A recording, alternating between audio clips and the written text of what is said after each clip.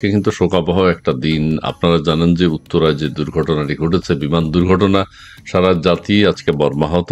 এবং উত্তরার যে মাইলস্টোন স্কুল অ্যান্ড কলেজের ছাত্রছাত্রীদের উপর বিমানটা যেভাবে ঝাপটে পড়েছে, সেই বিমান দুর্ঘটনার পিছনে কোনো ষড়যন্ত্র আছে কিনা, অথবা আমরা দেশবাসী ক্ষমতায় যাওয়ার জন্য অতিরিক্ত চাপাচাপি করছি কিনা, গোপালগঞ্জের গণহত্যা, সেটি সেনাবাহিনীর কর্মকাণ্ড।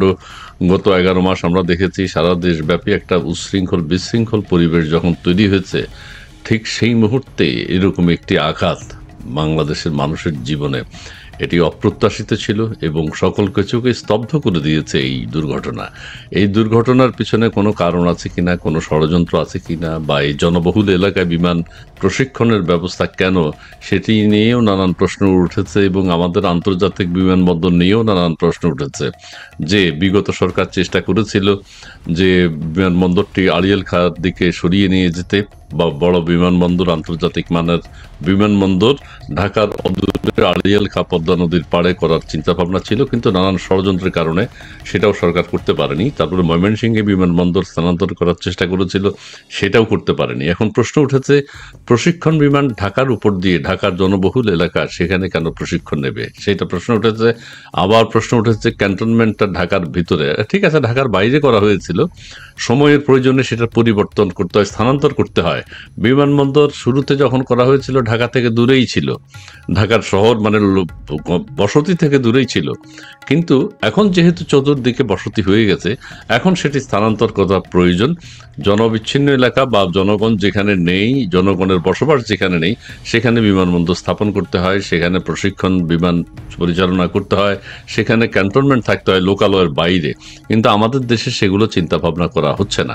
সারা পৃথিবীতে কিন্তু এই চিন্তা ভাবনা আছে। রাজধানী অনেকে পরিবর্তন করে, যে রাজধানীর যে বৈশিষ্ট্য সেটি যখন হারিয়ে যায়, তখন অন্যত্র রাজধানী স্থানান্তর করার চেষ্টা করে। অন্য দেশগুলোর ক্যান্টনমেন্ট কোথায় আছে সেই দেশের মানুষও জানে না। এইরকম আবার পৃথিবীর বিভিন্ন দেশে ক্যান্টনমেন্টগুলো কোথায়, কত, সরি, বিমানবন্দরগুলো অনেক দূরে, সেটা আমরা দেখেছি। কিন্তু আমাদের দেশে এটি কেন, এই সিদ্ধান্তটি আমরা নিতে পারছি না কেন? তেজগাঁ থেকে বিমান প্রশিক্ষণ দেয়া হয় একেবারে ঢাকার হার্ট অফ সিটি, মানে এটা ঠিক আছে, একসময় দূরে ছিল তেজগাঁও বিমানবন্দর, এখন অন্যত্র সরিয়ে নেওয়াটা প্রয়োজন। প্রিয় দর্শক, আপনারা অনেকে এর মধ্যে আমাদের সাথে যুক্ত হয়েছেন। আমাদের আজকের অতিথি হচ্ছেন অ্যাম্বাসেডর হারুন আল রশিদ, তিনি এই বিষয়ে কথা বলবেন। আমরা আজকে এই বিষয় নিয়ে কথা বলবো। আপনাদের কাছ থেকে কোনো নেতিবাচক কথা বা কোনো পলিটিক্যাল কথা আমরা প্রত্যাশা করি না, সেটি চেষ্টা করবেন। আরেকটা হচ্ছে যে আমরা কথা শুরু করবো, আপনারা যারা যুক্ত হচ্ছেন লাইভটি শেয়ার করে দিবেন এবং ভালো ভালো কমেন্টস করবেন, কি করা যায়, কিভাবে ব্লাড দেওয়া যায়, কিভাবে যারা উদ্ধারকর্মী আছেন তাদেরকে সহযোগিতা করা যায়, সেই বিষয়ে মতামত দেবেন। আমাদের এয়ারপোর্ট কোথায় হলে ভালো, আমাদের প্রশিক্ষণের ব্যবস্থা এখানে কেন, আজকের ঘটনা সম্পর্কে প্রশ্ন যদি আপনাদের থাকে, বাবা মাদেরকে আশ্বস্ত করা, সান্ত্বনা দেওয়ার ভাষা তো নেই। হারুন আল রশিদ, আপনার কাছে যাব এখন, যে এই যে একটা বড় ধরনের একটা দুর্ঘটনা ঘটলো, সারা দেশ যখন অস্থিতিশীল, মব ভায়োলেন্স অস্থিতিশীল, গোপালগঞ্জে আক্রমণ, গণহত্যা, পলিটিক্যাল দলগুলো মানে বিভিন্ন ধরনের কথা বলছে, একটা অনিবন্ধিত রাজনৈতিক দল সারাক্ষণ হুঙ্কার দিয়ে যাচ্ছে, দেশের মানুষ আতঙ্কে আছে, জামাতে ইসলামী 10 লক্ষ 15 লক্ষ লোকের সমাবেশ ঘটাচ্ছে, কে কিভাবে রাষ্ট্র ক্ষমতায় যাবে সেটার চেষ্টা করছে, হানাহানি করছে, ঠিক সেই মুহূর্তে এই ধরনের একটা দুর্ঘটনা, এটা কি মানে কি হতে পারে, কি হচ্ছে, কি হয়েছে, একটু যদি আপনি বলেন আপনার দৃষ্টিতে কি? ধন্যবাদ ইসমাইল ভাই। আমরা সবাই আসলে অত্যন্ত শোকে অভিভূত আজকে যে ঘটনাটা ঘটলো। আমি এই নিহত শিশুগুলার এবং যারা নিহত হয়েছেন তাদের প্রতি সমবেদনা প্রকাশ করছি, তাদের পরিবারের প্রতি সমবেদনা প্রকাশ করছি। কিন্তু দেখেন, আপনি যতই বলুন যে আমরা এর সাথে রাজনীতিকে যোগ করব না বা কিছু, আমরা শুধু শোক নিয়ে থাকবো, কিন্তু আমাদের শোকের পেছনের কারণগুলা দেখতে হবে। আপনার বাংলাদেশে এই গত বছর জুলাই আগস্টের অনাচারের পর থেকে যে জিনিসটা আমরা দেখেছি, যে আপনার 70 নিহত হয়ে গেছে। যুদ্ধের মধ্যে 70 নিহত হয়, তাহলে বাংলাদেশে যেহেতু আজকে 70 নিহত হয়েছে, তাহলে প্রশ্নটা হলো বাংলাদেশ আজকে একটা যুদ্ধের মধ্যে আছে।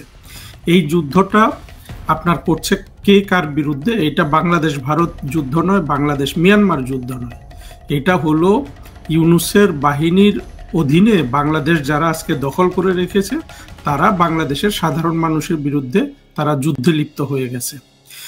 এই অবস্থায় আমরা কিন্তু বুঝতে পারছি না যে, দেখেন এই একটা মর্মান্তিক একটা দুর্ঘটনায়ও কিন্তু কোনো মানুষ আস্থা পাচ্ছে না যে ইউনূস যেহেতু একজন মিথ্যাবাদী, সে যেহেতু ঠগ, প্রতারক, এবং তারা যারা আজকে বাংলাদেশটাকে শাসনের নামে দখল করে রেখেছে, এগুলা যেহেতু সব বাটপার এবং মিথ্যাবাদী, আমরা কিন্তু কেউ আজকে বুঝতে পারছি না এই দুর্ঘটনাটা কেন হলো। এবং এইভাবে তারা বলছে যে প্রশিক্ষণ, একটা বিমান তারা প্রশিক্ষণ করছে সেই বিমানে। আমরা কিন্তু এই বিমানগুলার অনেক দুর্ঘটনা বছরের পর বছর দেখে আসছি। আপনি যদি খেয়াল করেন, প্রতি 1-2 বছর পর পর কিন্তু এই বিমান বাহিনীর এই দুর্ঘটনাটা ঘটে, একেবারে নিয়মিত একটা ব্যাপারে পরিণত হয়েছে। তারপরেও আমরা দেখেছি যে এর আগে দুর্ঘটনাগুলো ঘটতো কোথায়, একটা যেখানে বসতি ছিল না, স্কুল না, কলেজ না, আপনার মাঠে ঘাটে এই দুর্ঘটনাগুলো হয়েছে। এই প্রথম একেবারে আপনার একটা স্কুলের উপর গিয়ে এই দুর্ঘটনাটা হলো। তাহলে আপনার মানুষের মনে এই দুর্ঘটনার ক্ষেত্রে এখন যেই জিনিসটা হবে, প্রথম কথা হলো মানুষের মনে গত জুলাই আগস্টের পর থেকে, আপনি খেয়াল করেছেন কিনা জানি না, আমি ব্যাপকভাবে দেখছি বাংলাদেশের সাধারণ মানুষের মনে কয়েকটা প্রশ্ন এখন বারবার উদয় হচ্ছে। সেটা হলো যে বাংলাদেশের যে সামরিক বাহিনীগুলো আছে, আসলে এগুলোর কাজ কি? এই জিনিসটা আপনার বারবার মানুষ এখন জিজ্ঞেস করছে, মানুষ খুঁজে পাচ্ছে না এর উত্তর। সেই ক্ষেত্রে আজকে যে বিমান দুর্ঘটনাটা হলো, বিমান বাহিনীর বিমান, তাও একটা স্কুলের উপর, হ্যাঁ, আপনার জনবসতিপূর্ণ এলাকার উপর, মানুষের মনে এই প্রশ্নটা তারা এই অজান্তে কিন্তু মানুষের মনে এই প্রশ্নটা তারা বৃদ্ধি করলো যে আসলে আমাদের বিমান বাহিনীর প্রয়োজনীয়তাটা কি, আমাদের নৌবাহিনীর প্রয়োজনীয়তাটা কি, আমাদের সামরিক বাহিনী বলেন, সেনাবাহিনীর প্রয়োজনীয়তাটা কি। আমি নিজে একজন সামরিক বাহিনীগুলোর একেবারে আপনার শুভানুধ্যায়ী হিসাবে আমি যে কিছু জিনিস তাদেরকে মনে করিয়ে দিতে চাই। দেখুন, পৃথিবী আর অন্য জায়গায় নাই। যদি আপনি ইন্টারনেট ব্যবহার করে এবং অপপ্রচার চালিয়ে একটা সরকারকে আপনি ফেলে দিতে পারেন, একটা বৈধ সরকারকে, যদি বাংলাদেশের সাধারণ মানুষ সত্য অনুসন্ধান করে, তাহলে কিন্তু বাংলাদেশে যারাই কায়েমি স্বার্থ বিরাজ করেছে, কায়েমি স্বার্থ হাসিল করছে, তারা সবাই তাদের ভেতরের খবরগুলো সাধারণ মানুষ জেনে যাবে। সুতরাং বাংলাদেশের সেনাবাহিনী, নৌবাহিনী, বিমান বাহিনী তাদের স্বার্থেই তাদের নিজস্ব বিষয়গুলা, যে তারা কিভাবে দেশের কাছে উপকারী। হ্যাঁ, আমরা দেখেছি যে কোনো আপনার দুর্যোগে, বিশেষ করে প্রাকৃতিক দুর্যোগ যেগুলো, সেগুলোতে বাংলাদেশের সামরিক বাহিনীগুলো সরকারের সহযোগী হিসাবে যথেষ্ট ভালো কাজ করে।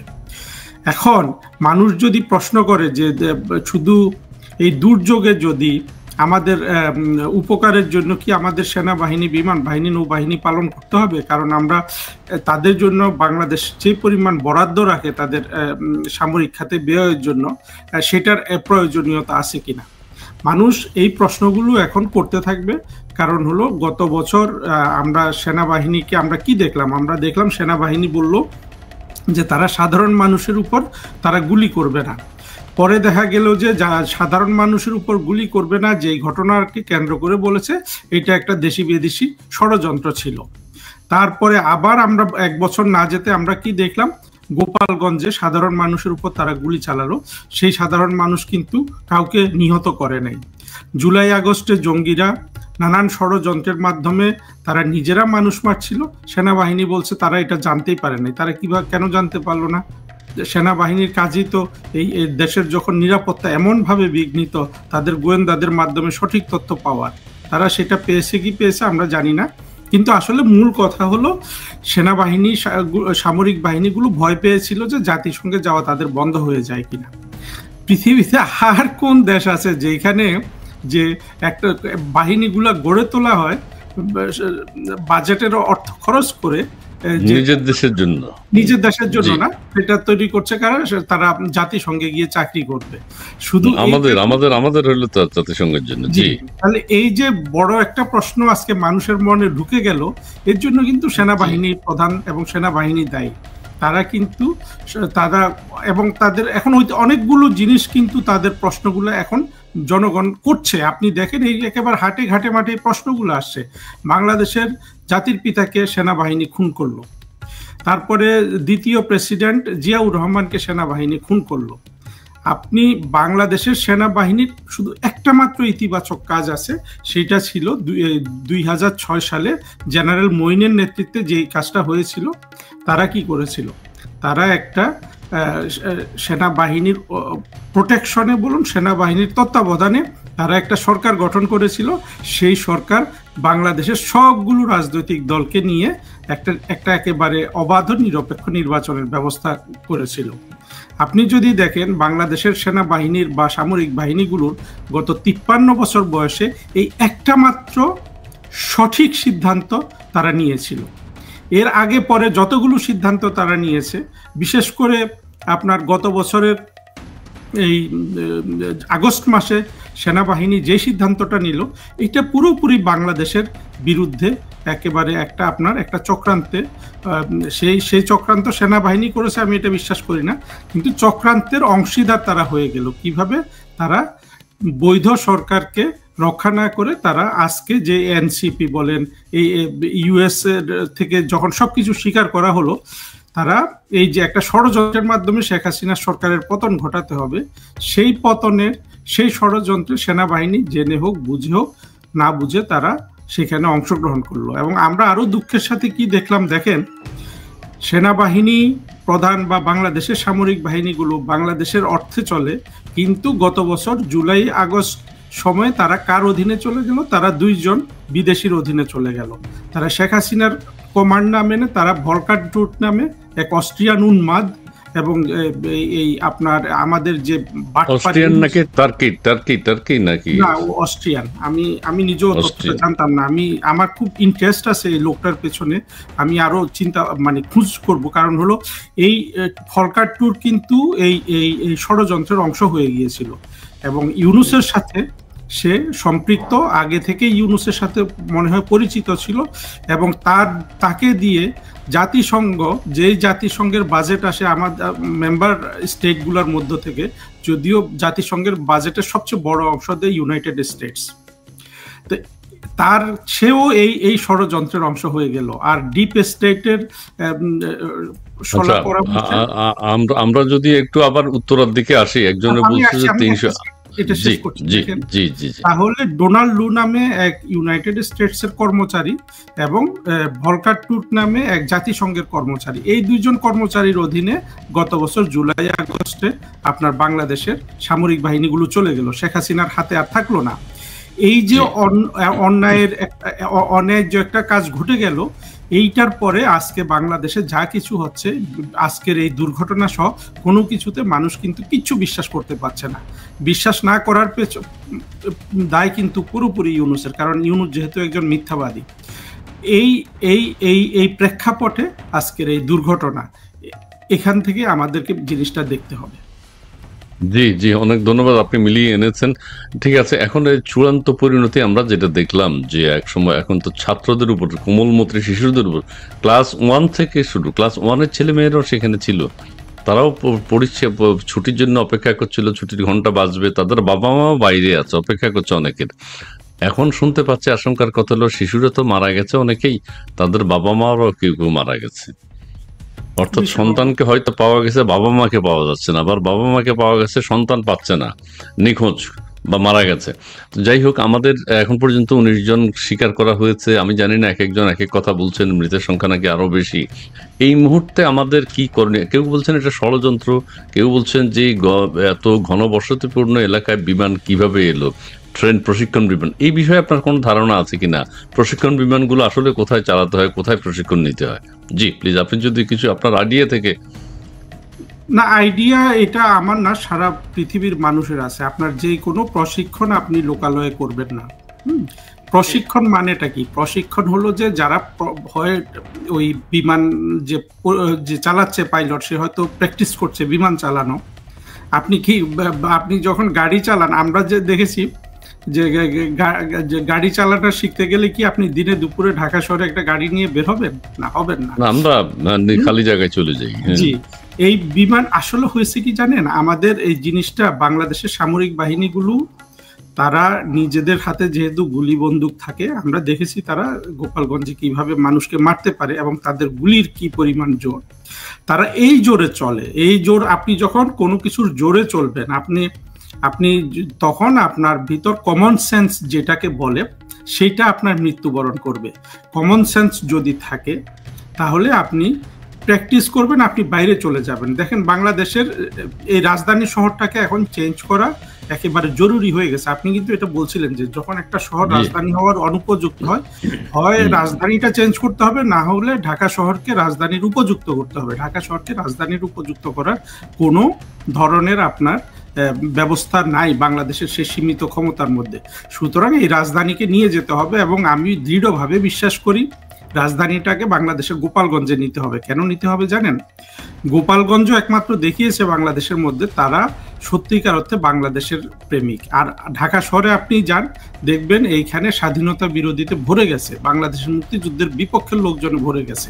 যাক, আমরা আবার ওই জায়গায় আসি যে কোথায় এই জিনিসগুলো হওয়া উচিত। প্রথম কথা হলো ঢাকা শহরের এই যে আপনি দেখেন, আপনি একটু আগে বলছিলেন এই প্রোগ্রামে বা অন্য একটা প্রোগ্রামে যে আন্তর্জাতিক যে বিমানবন্দরটা, এইটা কিন্তু বলছিলাম, এইটাও কিন্তু শহরের কাছে। তারপরে তারও কাছে হলো যে বিমান বাহিনীর এই প্রশিক্ষণ ঘাঁটিগুলা, যে কুর্মিটোলা এয়ারপোর্টটা, এটা বিমান বাহিনীর মানে তারা এটার দেখাশোনা করে, হ্যাঁ, তারা এটার মালিক। কিন্তু এটা হওয়া উচিত একেবারে আপনার কম পক্ষে টাঙ্গাইলের পরে নিয়ে যাওয়া উচিত।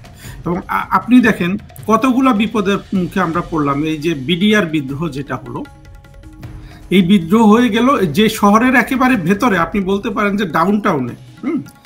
তাহলে দেখেন ওইখানে ওইটা হওয়াতে কিন্তু উদ্ধার কাজও সেভাবে ওই ঘটনার পরে কিন্তু এই যে সামরিক বাহিনীগুলা যদি নিজের স্বার্থ বুঝতো, তাদের এতগুলো অফিসার মারা গেছে, তারা যদি একটা মানে আপনার কমন সেন্সের সিদ্ধান্ত নিত, তাহলে আমরা দেখতাম যে বিডিআর এর যে সদর দপ্তরটা চলে যেত শহরের বাইরে।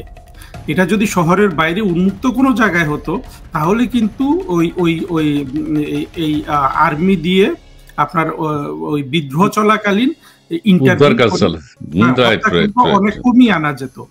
কিন্তু তারা সেই রকম একটা কমন সেন্সের কাজ না করে, আমরা এখন দেখতে পাচ্ছি কি যে আওয়ামী লীগ সরকার ক্ষমতায় আসলো, 1 মাস পরে এই ঘটনাটা ঘটলো। আর আপনার যারা এই ইউনুস বাহিনীর যে সব সন্ত্রাসীগুলো দেশের বাইরে থেকে আপনার উত্তেজনা ছড়ায়, এরা বের করলো কি, বিশেষ করে সন্ত্রাসী ইলিয়াস, যে এটা শেখ হাসিনা করেছে। অর্থাৎ সবকিছু করেছে শেখ হাসিনা। শেখ হাসিনা তখন মাত্র 1 মাস হয়েছে শেখ হাসিনা ক্ষমতা গ্রহণ করছে।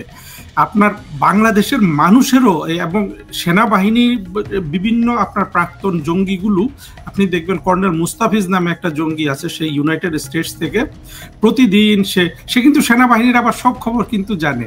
কি পরিমাণ আমাদের সেনাবাহিনীগুলো তারা বিভিন্ন জায়গায়, আপনি সেনাবাহিনী নিয়ে আমাদের কথা বললে আসলে শেষ হবে না। আপনি দেখেন জুলকারনায়ন সায়ের নামে এক জঙ্গি আছে, সে ব্রিটেনে বসবাস করে, সে আল জাজিরায় সাংবাদিকতা করে। সেনাবাহিনীর যা কিছু ঘটে প্রতিটা জিনিস কিন্তু জুলকারনায়ন জানে। কেন? তাহলে কিভাবে আপনি কিভাবে মানে এটা কেন হবে? এটা কি কোনো নৈতিকতার দিক থেকে ঠিক, নাকি এটা চাকরির দিক থেকে ঠিক, নাকি বাহিনীগুলোর নীতিমালার দিক থেকে সঠিক? আপনার যে কোনো ঘটনা ঘটছে এই মোস্তাফিজ জানে, জুলকারনায়ন জানে, আরো অনেকে জানে, এবং আপনার সাধারণ মানুষ ওদের কাছ থেকে খবরগুলো পায়। কেন এটা হবে? কেন? জুলকারনায়ন যদি ডিজিএফআই এর সোর্স হয়ে থাকে, তাহলে তাকে সেইভাবে আইন কানুনের মাধ্যমে কেন তাকে নিয়ন্ত্রণ করা হয় না? আর যদি হয় যে এইভাবেই তারা মানুষকে এসব জানাবে, সেটাই যদি সঠিক সিদ্ধান্ত হয়, তাহলে আমি বলবো আমাদের সেনাবাহিনী বলুন, এই ডিজিএফআই বলুন, তারা ভুল নীতিতে ভুল পদ্ধতিতে চলছে। মানুষ কনফিউজড হয়, আবার দেখে যে না ঘটনা সত্য। এইভাবে তো হতে পারে না, তাই না? আরেকটা জিনিস দেখবেন, আমাদের যে ডিজিএফআই যে সংস্থাটা, এই সংস্থাটার কাজ, যেই কাজ সেই কাজ তারা কিন্তু করে না। সেই কাজ আসলে করার কোনো দরকারও বাংলাদেশে আছে বলে মনে হয় না। তারা করে কি, সাধারণ মানুষের উপর আপনার গোয়েন্দাগিরি করে। যাই হোক, সব মিলে আমি যেটা বলছিলাম যে বিডিআর যে দুর্ঘটনাটা, যে বিডিআরের যে ইয়েটা হলো, আপনার বিদ্রোহটা হলো, এরপরেই কিন্তু মানে নিরাপত্তার দিকগুলা, নিরাপত্তা বাহিনীর কাজ কি ভাই? নিরাপত্তা বিশ্লেষণ করা, তাই না? যেটা একটা সাধারণ মানুষ জানে যে নিরাপত্তার খাতিরে, বাহিনীগুলা নিরাপত্তার খাতিরে এই ধরনের বিদ্রোহ তো আবার হতে পারে, তাই না? তারপরে আপনি কিন্তু রাইফেলস ওই যে পিলখানা থেকে এই সদর দপ্তরটা সরাবেন না। কেন সরাবেন না? কারণ পিলখানায় থাকলে আপনি রাজধানীতে থাকার বিভিন্ন সুযোগ সুবিধা ভোগ করতে পারেন আপনার, কিন্তু এটাও দরকার নেই। আর্মি বলুন, এই বিডিআর বলুন, এরা কিন্তু নিজেদের স্কুল, কলেজ, হাসপাতাল নিজেরাই বানায়। সুতরাং এরা বাইরে চলে গেলেও সেটা বানাতে পারবে। তারপরেও এরা কিন্তু এই জিনিসগুলোকে যে জায়গায় প্রতিস্থাপন করা দরকার, এটা কিন্তু, হ্যাঁ, এটা কিন্তু একটা গুরুত্বপূর্ণ কথা বলেছেন। আমার মনে হয় আপনি সেটা উদ্ভাবন করেছেন, সেটা হচ্ছে বিডিআর হত্যাকাণ্ডের যে ঘটনাটি ঘটেছে, সেখানে আর্মি কিন্তু কোনো ব্যবস্থা নিতে পারেনি বিকজ অফ আশেপাশে চতুর্দিকে সাধারণ মানুষ। সো কোনো প্রকার যে প্রতিক্রিয়া দেখাবে অথবা কোনো সিদ্ধান্ত নেবে বা কোনো পাল্টা আক্রমণ চালাবে সেই সুযোগ ছিল না।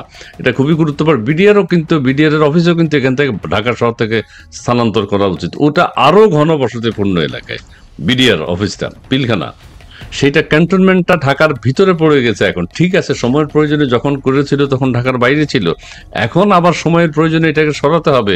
অন্য কোনো দেশের ক্যান্টনমেন্ট কোথায় আছে সেটা আমেরিকান পিপল জানে না। কোথায় ক্যান্টনমেন্ট আছে, কোথায় সেনাবাহিনী থাকে, বনে জঙ্গলে ওদের জন্য ঘাঁটি করা হয়, তারা সেখানে নিরাপদ, এবং যে কোনো কাজের জন্য সারা সেখানে নিরাপদ থাকে। কিন্তু আমাদের দেশে এখন এয়ারপোর্টটা সরানো বিগত সরকার উদ্যোগ নিয়েছিল, সেটা পারে নাই, নানান ষড়যন্ত্রের কারণে আন্দোলন, মিছিল, সংগ্রাম হয়েছে, ওখানে বিমানবন্দর করতে দেবে না আড়িয়াল খান ওদের ওখানে। কিন্তু আজকে সেই একটা বিমানবন্দর কিন্তু আমরা পেয়ে যেতাম। আচ্ছা, সেটা থেকে আমরা বঞ্চিত হচ্ছি। এখন আল্লাহ না করুক কোনো বিমান দুর্ঘটনাও যদি হয়, বড় বিমান, আমাদের সেটা কিন্তু ঢাকার শহরের মানুষের মাঝখানে পড়বে, হাজার হাজার লাখ লাখ মানুষ যেখানে বসবাস করে।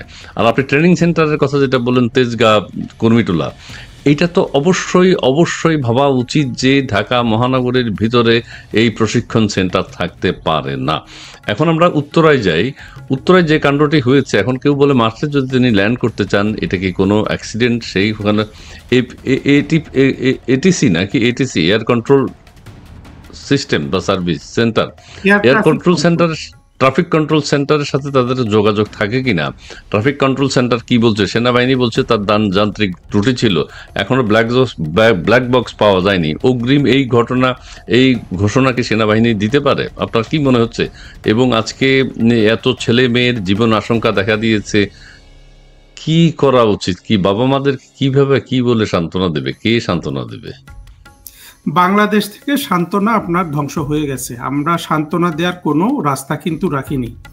আপনি মনে করেন যে আজকে আপনি বা আমি, আমরা যত আবেগ দিয়ে এই ব্যাপারটা আজকে আলোচনা করি না কেন, এই প্রথম কথা হলো যে প্রথম থেকে ভুলটা কি হলো যে তারা বলল যে এই পাইলট চেষ্টা করছিল বিমানটাকে আপনার কি বলে অন্য একটা জায়গায় নিয়ে, মানে কথাটা এমন যে তারা মানুষকে বাঁচানোর জন্য অন্য জায়গায় নিয়ে বিধ্বস্ত করার চেষ্টা করেছে। তো সেই চেষ্টার ফল কোথায়? আর প্রথম কথা হলো যে এই ধরনের মন্তব্য, ব্ল্যাক বক্স এখনো পাওয়া যায় নাই বলছে, তাহলে এই মন্তব্য আসে কোত্থেকে? তাহলে এটা কি পাইলট কি ফোন করে বলেছিল যে আমি চেষ্টা করছি? সেটার প্রমাণ আছে তাদের কাছে? অর্থাৎ কিভাবে জানতো, এটা প্রশ্ন। হ্যাঁ, আপনার কথা হলো অ্যাডভান্স এগুলো বলে দেওয়া হচ্ছে মানুষের সহানুভূতি বা মানুষের দৃষ্টিকে ঘোরানোর জন্য। মূল কথা হলো আজকের পরেও কি দেখবেন এরা কি এই প্রশিক্ষণ কেন্দ্রটা কি তারা পরিবর্তন করবে না। আপনি যতই আন্তরিকভাবে এসব আলোচনা করুন না কেন, বাংলাদেশে সব জায়গায় হয়ে গেছে মাইট ইজ রাইট। যার হাতে অস্ত্র, সেই অস্ত্রের ব্যবহার করার কথা আপনার বিদেশিদের, মানে বিদেশি শত্রুর উপর, সেই অস্ত্র ব্যবহার হচ্ছে বাংলাদেশের সাধারণ মানুষের উপর। আর প্রথম কথা হলো গত বছর জুলাই আগস্টে শেখ হাসিনা সরকারের পতনের পর বাংলাদেশে তো কোনো ধরনের আইন কানুন, বালাই, নিয়ম, নিষ্ঠা কোনো কিছু কোনো জায়গায় কিন্তু আপনার পরিচালিত হচ্ছে না। আপনি বলুন না যে এই জায়গাটা আইনের প্রয়োগ হচ্ছে, কোনো জায়গায় কোনো আইনের প্রয়োগ হচ্ছে না। পুরো জিনিস সিস্টেমটা চলে গেছে একদল ডাকাতের হাতে, এবং এই ডাকাত গোষ্ঠীকে একমাত্র রক্ষা করে চলছে বাংলাদেশের সামরিক বাহিনীগুলো। আপনি দেখেন আজকে যদি সেনাবাহিনী সেই জুলাই আগস্টের সেই ঘোষণা দেয় যে আমরা জনগণের দিকে বন্দুক তাক করব না, যার ইচ্ছা সে মানে মানুষের ইচ্ছার প্রতিফলন হবে, তাহলে কি ইউনূস বাহিনী 1 মিনিট বাংলাদেশে থাকতে পারবে? পারবে না। কিন্তু তারা সেটা রক্ষা করছে। এত বড় অন্যায় যেহেতু সামরিক বাহিনীর অধীনে হচ্ছে, সেখানে সাধারণ মানুষের মনের এই যে প্রশ্নগুলা যে এখন আমাদের কি করা উচিত, আমাদের এই মুহূর্তে করা উচিত বিমান বাহিনীর প্রশিক্ষণ কেন্দ্র একেবারে আপনার লোকালয়ের বাইরে নিয়ে যাওয়া, এবং প্রশিক্ষণের জন্য তারা বিমান চালাবে আপনার একেবারে শূন্য স্থানে, যেখানে কোনো জনবসতি নেই, ক্ষেত খামারের উপর দিয়ে। সেটা কি কার্যকর হবে? আমি আপনাকে নিশ্চিত করে বলছি এটা হবে না। কারণ হলো, যখন মানুষ বুঝে যায় যে আমার জোর আছে, আমি এখানে এই দেশটার উপর জোর খাটাবো, সেখানে আসলে কোনো কিছু আশা করে লাভ নাই।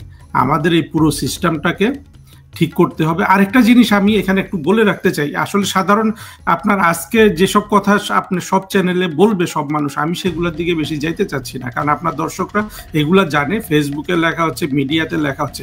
আরেকটা জিনিস, বাংলাদেশকে যারা পরিচালনা করেছে তারা ধারাবাহিকভাবে ভুল করে এসছে, একেবারে এখানে উইদাউট এক্সেপশন। কোনো দল এই সিদ্ধান্তটা ঠিক মতো নেয় নাই। বাংলাদেশের যতটুকু ভূমি, যেই জমিটা আছে, এই জমির উপর আপনি যদি একেবারে পরিবেশবিদদের সবাইকে নিয়ে বসেন, এইখানে সর্বোচ্চ 3 কোটি লোক বসবাস করতে পারে। সেইখানে আপনি বসবাস করাচ্ছেন বাংলাদেশের যে জমিটা আছে। মানে ঢাকা শহরে তো 3 কোটি থাকে মনে হয়, 3 কোটিও বেশি। আপনি দেখেন বিভিন্ন দেশের যদি আপনি হিসাব করে দেখেন, আগে 3 কোটির জায়গায় আপনি এটাকে 10 কোটি পর্যন্ত করতে পারেন। আপনি কেন এই দেশের লোক সংখ্যা 18 কোটিতে বাড়তে দিলেন? কোনো ধরনের পরিবার পরিকল্পনা, জনসংখ্যার পরিকল্পনা কোনো সরকার ঠিক মতো করে নাই। আমরা শুধু এরশাদ সরকারের আমলে, আমাকে আরেকটু বলতে দেন এখানে এই কথাটা বলে কোথাও, এরশাদ সরকার কিন্তু প্রেসিডেন্ট এরশাদের সময় পরিবার পরিকল্পনার ব্যবস্থাটা একটু সংহত ছিল, এরপরে আর হয়নি। কিন্তু আমাদের নেতা নেত্রীরা কি ভোগে না, যে সারা বিশ্বে জন্মহার কমে যাচ্ছে, ইটালিতে নেগেটিভ, জাপানে নেগেটিভ, আমরা এগুলো সব ইটালিতে আর জাপানে পাঠাবো। এই যে ধরনের মানসিকতা, এই মানসিকতা রক্ষা করে। এবং আরেকটা উদাহরণ কি যে বিশ্ব ব্যাংকের রিপোর্ট দেখে, আপনার ইউএনডিপির রিপোর্ট দেখে, ওই রিপোর্টে বলা হচ্ছে যে বাংলাদেশের জনসংখ্যা বৃদ্ধির হার কমছে এবং সবাই এটাতে খুবই আপনার সন্তুষ্ট থাকে। এই সন্তুষ্ট থেকে থেকে আজকে বাংলাদেশের জনগণ হয়ে গেল 18 কোটি। একটা দরিদ্র দেশ, সংকীর্ণ একটা ভূমি, সেখানে 3 কোটি মানুষ বসবাস করা স্ট্যান্ডার্ড হয়, আইডিয়াল হয়। অর্থাৎ আপনার সাস্টেইনেবল ডেভেলপমেন্ট এইসব কথা বলে না বিভিন্ন অর্থনীতি এবং পরিবেশবাদীরা, সাস্টেইনেবল কথাটার মানে হলো, আপনার মনে করেন বাংলাদেশে যদি 3 কোটি মানুষ থাকে, এই 3 কোটি মানুষ গাছপালা, পশু পাখি যা ভক্ষণ করবে, সেই পরিমাণ যদি ওই এক বছরে যা এরা ধ্বংস করবে, 1 বছরে যদি আবার প্রাকৃতিকভাবে ততটা বৃদ্ধি হয়, তাহলে ওই জিনিসটাকে বলে সাস্টেইনেবল। অর্থাৎ যতটা আপনি ধ্বংস করলেন ততটা পরিপূর্ণ হলো। সেই ক্ষেত্রে 3 কোটি মানুষ হলে এটা সম্ভব ছিল। আপনি 18 কোটি মানুষ, আপনি চিন্তা করেন আজকে যদি 18 কোটি মানুষ মরে যায়, আপনি 18 কোটি মানুষকে যদি কবর দেন, 18 কোটি কবর করেন, পুরা বাংলাদেশ একটা গোরস্থান হয়ে যাবে। অর্থাৎ আপনি 1 ইঞ্চি জায়গা থাকবে না যেখানে একটা কবর নেই। আপনি ছোট একটা ভূমিতে আপনি এত মানুষ করেছেন, আর যে মানুষের বৃদ্ধির ফলে কি হলো, অশিক্ষা, কুশিক্ষা, মৌলবাদ বেড়েছে। আপনি এই যে গণভবন আমরা যখন ভাঙতে দেখলাম কিভাবে মানুষের স্রোত, এর কুফলটা কিন্তু আমরা নিজেরা ইচ্ছে করে অথবা আমাদের অজ্ঞানতা বশত করেছি। আমরা মানুষের সংখ্যাটাকে সাস্টেইনেবল লেভেলে তো রাখি নাই, এমন একটা পর্যায়ে আমরা নিয়েছি যেটার কোনো এটাকে মানে এটাকে আপনার সুচারুরূপে আপনার এখানে ব্যবহার করা বা বসবাসের যোগ্য রাখা, সেটা এখন আর সম্ভব না। কিন্তু কেউ কি এটা করবে যে না, এই জনসচেতনতা কি আমাদের আছে যে বাংলাদেশের জনসংখ্যা একেবারে যেই পরিমাণ হয়েছে, সেটা আসলে এইটা একটা, এই দেশে এতগুলা মানুষ বাঁচলে, আপনি যে কোনো একটা প্রাকৃতিক দুর্যোগ হোক, মনে করেন একটা ভূমিকম্প হলো আজকে ঢাকা শহরে, কি অবস্থা হবে চিন্তা করেন। আর আপনি মনে করেন যে বড় কোনো ঝড় তুফান হলে কি অবস্থা হবে চিন্তা করেন। তারপরেও যেটা বলবো যে শেখ হাসিনার সরকার বিভিন্ন প্রাকৃতিক দুর্যোগ মোকাবেলায় যথেষ্ট সক্ষমতা দেখিয়েছে, যেটা ইউনূসের পক্ষে সম্ভব না। কারণ ইউনূস যদি সেগুলা করতে যায়, ইউনূসকে মানব দরদি হতে হবে। বাংলাদেশের কোনো মানুষ বিশ্বাস করে না, এবং এটাই সত্য যে ইউনূসের মধ্যে মানুষের প্রতি দরদের কোনো ধরনের চিহ্ন আমরা দেখিনি। জি জি, ধন্যবাদ আপনাকে। প্রিয় দর্শক, একজন রুমি তিনি প্রশ্ন করেছেন যে 10টায় শুরু হওয়ার কথা বাংলাদেশ সময় রাত 10টায়, সেটি এখন কেন হলো? হঠাৎ করে বিমান দুর্ঘটনা হলো। বিমান দুর্ঘটনার কথা আমরা জানতাম না। আমি অ্যাম্বাসেডর হারুন আল রশিদ তার কথা বলেছিলাম, হ্যাঁ 10টায় আমরা বসবো, কিন্তু ইমার্জেন্সি বিধায় আমরা দ্রুত একটু কথাগুলো শেয়ার করতে চাই আপনাদের সাথে, কার কি মতামত আছে সেটা তুলে ধরতে চাই, যে কারণে একটু আর্লি বসে গেছি এবং আর্লি কথা বলছি। যাই হোক, সেটা ক্ষমা সুন্দর দৃষ্টিতে দেখবেন। এখন আরেকজন প্রশ্ন করেছেন যে এটাকে এখন রাজনীতিকরণ করবেন না, যে উত্তরার যে ঘটনা ঘটেছে। হ্যাঁ, রাজনীতিকরণ যাতে কেউই না করে সেটি আমাদের প্রত্যাশা। সেনাবাহিনীও যাতে অ্যাডভান্স কথা না বলে, বা অন্য কেউ যদি অ্যাডভান্স কথা না বলে, ষড়যন্ত্র কি ষড়যন্ত্র না, তা কি ইচ্ছাকৃত না অনিচ্ছাকৃত, যান্ত্রিক ত্রুটি ছিল কিনা, পাইলট অন্যত্র নিয়ে যেতে চেয়েছিল, নানানবিধ কথা উঠছে। এগুলো নিয়ে জনগণের মনে সন্দেহ দেখা দিচ্ছে। আর হারুন আল রশিদ সাহেব তিনিও যেটা বললেন যে হ্যাঁ, ধারাবাহিক একটা ধ্বংসের যে অবস্থা আমরা দেখেছি গত 11 মাস, এবং তারপরে আমরা সরকারের যে অসত্য কথা বলা, সেই ক্ষেত্রে জনগণ এটাও বিশ্বাস করছে না যে এটা ষড়যন্ত্র কিনা। কেউ বলছে যে ষড়যন্ত্র, সরকারের কথা বিশ্বাস করছে না। কেউ বলছে মৃতের সংখ্যা আরো বেশি, কেউ বলছে মৃতের সংখ্যা ঠিক আছে 19 জন। এখন এগুলো নিয়েও কথা হচ্ছে। কি জন্য এসব কথা হচ্ছে? অবিশ্বাসের কারণে। হ্যাঁ, সরকার যদি প্রকৃত সত্য জানিয়ে দেয় দেশবাসীকে, দুর্ঘটনা ঘটেছে, কতজন মারা গেছে, কতজন আহত হয়েছে, সেটা সঠিক তথ্য দিলে জনগণের মধ্যে সেই বিভ্রান্তি থাকবে না। আচ্ছা, আরেকটি বিষয় হচ্ছে এখন সবচেয়ে প্রয়োজন, যেটি আমি আগেও বলেছি, এখনো আবার বলছি, কেউ সামন্তলাল সেন সাহেবের কথা বলছে, তাকে ফিরিয়ে আনা উচিত। বিগত সরকারের সময় কিন্তু এই বার্নি ইউনিটে হয়েছে, হাসপাতালটি হয়েছে। সামন্তলাল সাহেব উদ্যোগ নিয়েছিলেন, তখনকার সরকার, শেখ হাসিনা সরকার সেটি করেছিল। যেখানে যেটা দেশে ব্যাপক প্রয়োজন, এই হাসপাতাল, এই ধরনের হাসপাতাল ঢাকা শহরে অথবা বাংলাদেশের ঢাকার বাইরেও আর এই ধরনের বার্নি ইউনিট প্রয়োজন রয়েছে। শুধু ঢাকায় আছে মাত্র, ঢাকার বাইরে যেসব কেন্দ্রে, যেসব জেলায় অগ্নিকাণ্ডের ঘটনা ঘটে, তাদেরকেও ঢাকায় নিয়ে আসতে হয়। এটা খুব কষ্টসাধ্য ব্যাপার। কাজেই আমরা আশা করব ঢাকার বাইরেও বাংলাদেশের বিভিন্ন জেলায় যেন এই যে সামন্তলাল সাহেবের নেতৃত্বে এরকম বার্নি ইউনিট হয়, সেই প্রত্যাশা আমাদের থাকবে। অনেকে সামন্তলাল সেন সাহেবের অভাব ফিল করছেন যে তিনি থাকলে আজকে হয়তো তার নেতৃত্বে আরো ভালোভাবে চিকিৎসা দেওয়া যেত। এখন প্রয়োজন যেটি, সেখানে হাসপাতালে রক্তের প্রয়োজন আছে কিনা সেটার দিকে খেয়াল রাখা, এবং যারা উদ্ধার কাজ করছেন তাদের উদ্ধার কাজে সহযোগিতা করা। আর প্রকৃত নিহতের সংখ্যা যাতে আর না বাড়ে সেটাই আমরা প্রত্যাশা করি। এমনিই যত কিছু হয়েছে, এটা খুবই মর্মন্তুদ, বাংলাদেশের জন্য শোকাবহ দিন। আজকে 19 জনকে আমরা হারিয়েছি। এটা যদি সত্য হয়, এটাও তো মারাত্মক একটা দুর্ঘটনা ঘটেছে। বাবা মাকেও হারিয়েছে অনেকে। আপনি একটু বলবেন যে এই যে আমাদের এই মুহূর্তে আমাদের সাধারণ নাগরিকদের করণীয় কি? ধৈর্য এবং ব্লাডের ব্যাপারটা যেটা বার্ন ইউনিটে দেখা দিচ্ছে, রক্তের প্রয়োজন রয়েছে। আর উদ্ধার কাজের ব্যাপারে আপনার যদি কোনো পরামর্শ থাকে।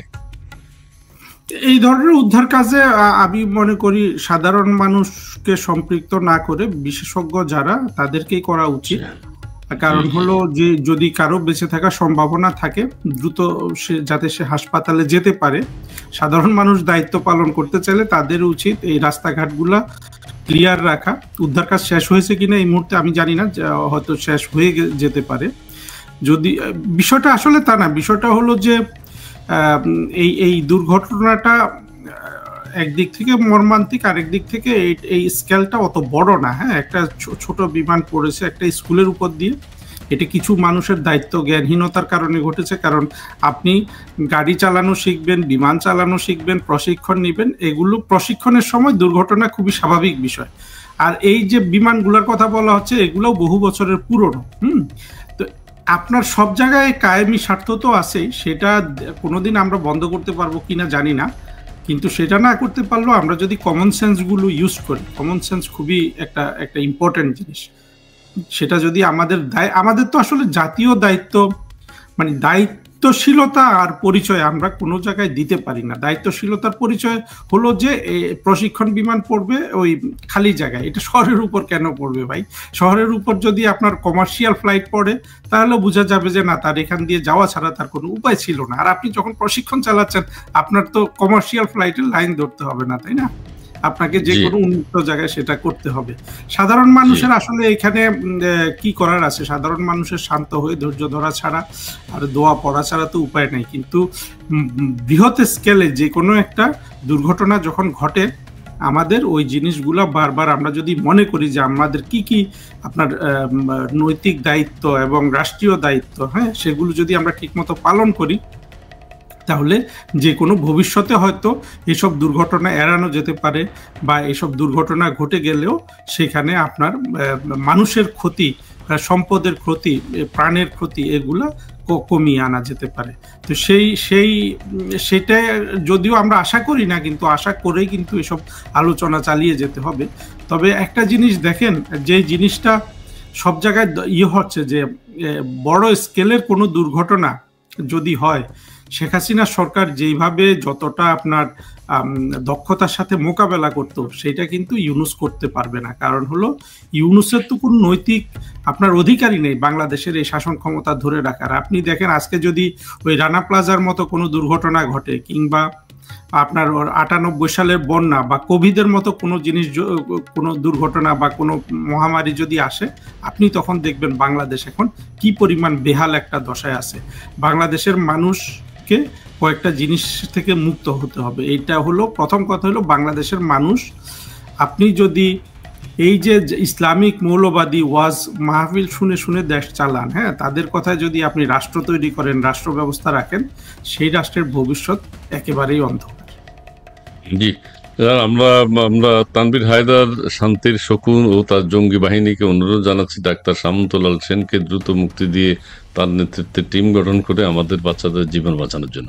সামন্তলাল সাহেব তো গ্রেপ্তার হন নেই মনে হয়, উনি যাই হোক, একটা রাজনৈতিক দল করবেন এরকম একজন মানুষ আজকে কোথায় আছেন, কিভাবে আছেন আমরা কেউ জানি না। রক্ত দিতে গিয়ে ছাত্রলীগ নেতা মবের শিকার হয়েছেন, এইটা আরো দুঃখজনক। এটা নাকি ঘটেছে ছাত্রলীগের একজন ছাত্রলীগ হিসেবে তাকে মবের আক্রান্ত হতে হয়েছে, সে গেছিল ব্লাড দিতে। আচ্ছা, যাই হোক, এটাও ন্যাক্কারজনক ঘটনা। আমি আবারও যে কথা বারবার বলি, আপনিও বলেছেন, হারুনুর রশিদ সাহেব আপনিও বলেছেন, যে দেশে যে অস্থিতিশীল অবস্থা চলছে, ক্ষমতায় যাওয়ার জন্য যে হানাহানি, মারামারি, কাটাকাটি, শব্দ চয়নে যে অশ্লীলতা তৈরি হয়েছে, দেশের বাইরে থেকে বাংলাদেশকে যেভাবে শাসন করা হচ্ছে, যেভাবে মব ভায়োলেন্সের শিকার করা হচ্ছে, বাংলাদেশ আজকে আক্রান্ত। বিভিন্ন রাজনৈতিক দলের ক্ষমতায় যাওয়ার যে প্রতিযোগিতা শুরু হয়েছে, গোপালগঞ্জে যে হত্যাকাণ্ড হয়েছে, সেনাবাহিনীর যে বিশৃঙ্খল অবস্থা বিরাজ করছে, সব কিছুকে মানে চোখে আঙুল দিয়ে দেখিয়ে দিয়েছে আজকের এই দুর্ঘটনা, অনাকাঙ্ক্ষিত দুর্ঘটনার কারণে আজকে শিশুরা মারা গেছে, কোমলমতি শিশু থেকে শুরু করে তাদের বাবা মারাও আক্রান্ত হয়েছেন এবং তাদের অনেকে নিহত হয়েছেন। আমরা চাই না নিহতের সংখ্যা আরো বাড়ুক। দলমত নির্বিশেষে দেশের এই ক্রান্তিকালে সবার এগিয়ে আসা উচিত। হ্যাঁ, সেটাই আমরা চাই, সবার এগিয়ে আসা উচিত। আমরা জনাব হারুন আল রশিদ, আপনি আর শেষ মুহূর্তে কিছু বলবেন কিনা? আমরা শেষ করব এই পর্বটি। একটু সান্ত্বনার কথা, আসার কথা, কিভাবে আমরা দুর্যোগ থেকে উত্তরণ পেতে পারি সেই সম্পর্কে দুই চারটা কথা একটু শুনতে চাই। আমি আশার কথা এখানে বলার মতো আসলে আমি মনে করি যে আমি যদি কিছু সুন্দর কথা এখানে বলে দেই, মানুষ খুশি হলো, কিন্তু সেটা তো আমি নিজের সাথে প্রতারণা করব। আমি মনে করি যে বাংলাদেশ গত বছর বাংলাদেশের সেনাবাহিনীর প্রধান বা সেনাবাহিনী যে কাজটা করলো, যে তারা বাংলাদেশের সরকারকে রক্ষা না করে তারা ইউনাইটেড স্টেটস এবং ইউনাইটেড নেশনস, একটা সংগঠন, একটা রাষ্ট্র, তাদের 2 কর্মচারীর অধীনে চলে গিয়ে বাংলাদেশের উপর যেই অন্যায্য ঘটনাটা চাপিয়ে দিয়েছে, ইউনূসের মতো একজন আপনার মিথ্যাবাদী, বাটপার এবং নিষ্ঠুর একজন ফ্যাসিস্ট। দেখুন, এই জিনিসগুলো বাংলাদেশের মানুষকে বুঝতে হবে। শেখ হাসিনা সরকারকে ফ্যাসিস্ট গালি দিয়ে তারা ফ্যাসিজম কায়েম করে ফেললো। আপনি চিন্তা করতে পারেন, একটা দেশ দরদি, মানুষের প্রতি ভালোবাসা পূর্ণ একটা প্রধানমন্ত্রীকে সরিয়ে দিয়ে সত্যিকার এবং তাকে ফ্যাসিস্ট ট্যাগ করে সত্যিকার একটা ফ্যাসিস্ট সরকার বাংলাদেশের উপর বসিয়ে দিল। এটা বাংলাদেশের যেসব মানুষ গত বছর জুলাই আগস্টে এই ষড়যন্ত্রের শিকার হয়েছে এবং যারা এই ষড়যন্ত্রকারীদের রাস্তা সুগম করেছে সেই সেনাবাহিনী, এদের উপরই দায়িত্ব হয়ে যায় যে এইখান থেকে রাষ্ট্রকে উদ্ধার করা। আর যদি আপনি উদ্ধার না করেন বাংলাদেশের মানুষ, এটা তো একটা ছোট বিমান দুর্ঘটনা, হ্যাঁ, আপনার আজকে যতজন মানুষ মারা গেল সেটার কথা রাখেন, কিন্তু এরকম হাজার হাজার লক্ষ লক্ষ মানুষ হানাহানিতে বলুন, যে কোনো ন্যাচারাল ক্যালামিটিতে বলুন, মৃত্যুবরণ করার একটা সিচুয়েশনে আজকে বাংলাদেশ আছে। এখান থেকে বেঁচে আসার জন্য বাংলাদেশের সাধারণ মানুষকে নিজেদের প্রশ্ন করতে হবে। আজকে সাধারণ মানুষের প্রশ্ন এটাই যে গত এক বছরে আমাদের কি স্বপ্ন দেখিয়ে এরা এরা এরা এই দখলটা করলো, কিন্তু আমার কি জীবনের উন্নতি হয়েছে? যার জীবনের উন্নতি হয়েছে সে তার আমার কথা শোনার দরকার নাই, কিন্তু যে মানুষটা মনে করে যে আমার জীবনের অবনতি হয়েছে নানানভাবে, তাকে কিন্তু এই ফ্যাসিস্ট ইউনূসের বিরুদ্ধে দাঁড়াতে হবে।